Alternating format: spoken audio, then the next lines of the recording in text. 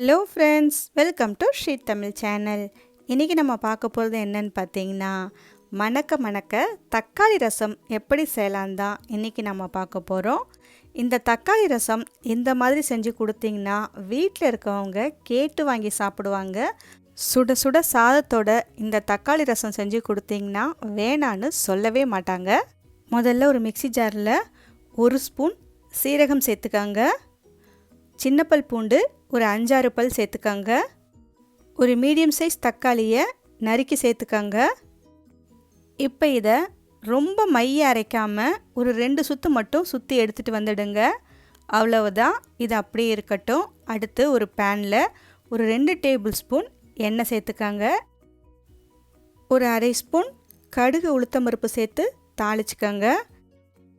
கடுகு பொரிஞ்சு வந்ததும் ஒரு 1/4 ஸ்பூன் சீரகம் சேர்த்துக்கங்க. அடுத்து இதில் நாம் அரைச்சி வச்ச தக்காளி பேஸ்ட்டை சேர்த்துக்கலாம். கொஞ்சமாக கருவேப்பிலை சேர்த்துக்கங்க. பெருங்காயம் கொஞ்சமாக சேர்த்துக்கங்க.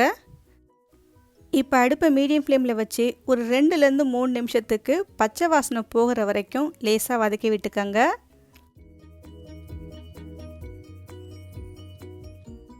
ஒரு 2 நிமிஷத்துலேயே நல்லா வதங்கி எண்ணெய் பிரியுது. இந்த சமயத்தில் நாம் 1 ஸ்பூன் மிளகாய்த்தூள் சேர்த்துக்கலாம். 1 ஸ்பூன் மிளகுத்தூள், கொஞ்சமாக மஞ்சள் தூள்.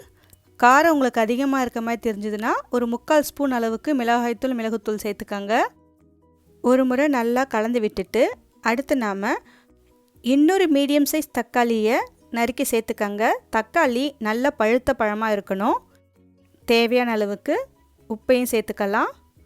ஒரு 1/2 ஸ்பூன் சர்க்கரை சேர்த்துக்கங்க. ஒரு பச்சை மிளகாயை லேசாக தட்டி சேர்த்துக்கங்க.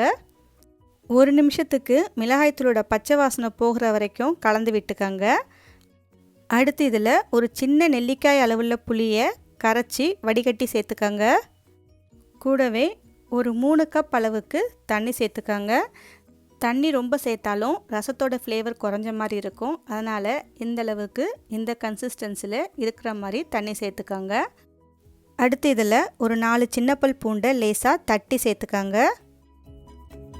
ரசத்தை சூடு பண்ணும்போது அடுப்பை ஹை ஃப்ளேமில் வைக்காமல் மீடியம் லோ ஃப்ளேமில் வச்சு ரசத்தை நல்லா சூடு பண்ணுங்க. கொஞ்ச நேரத்துலேயே ரசம் நல்லா நுரக்கட்டி இந்தளவுக்கு லேசாக கொதிக்க ஆரம்பிக்கும். இந்த அளவுக்கு கொதிக்க ஆரம்பித்த உடனே நாம் ஸ்டவ் ஆஃப் பண்ணிடலாம். கடைசியாக ஒரு கைப்பிடி அளவு நறுக்கிய கொத்தமல்லி சேர்த்து இறக்கிடலாம். அவ்வளோதான் ஃப்ரெண்ட்ஸ், மணக்க மணக்க தக்காளி ரசம் சூப்பராக ரெடி பண்ணிட்டோம். இதை சுட சுட சாதத்தோட உருளைக்கிழங்கு பொரியல் இல்லைன்னா வத்தல் வச்சு சாப்பிடும்போது அவ்வளோ சூப்பராக இருக்கும். நீங்கள் இந்த ரசத்தை ஒரு முறை ட்ரை பண்ணி பார்த்துட்டு எப்படி இருக்குன்னு சொல்லுங்கள். இந்த ரெசிபி உங்களுக்கு பிடிச்சிருந்தா லைக் பண்ணுங்கள், ஷேர் பண்ணுங்கள். ஸ்ரீ தமிழ் சேனலுக்கு சப்ஸ்கிரைப் பண்ணுங்கள். தேங்க்ஸ் ஃபார் வாட்சிங்.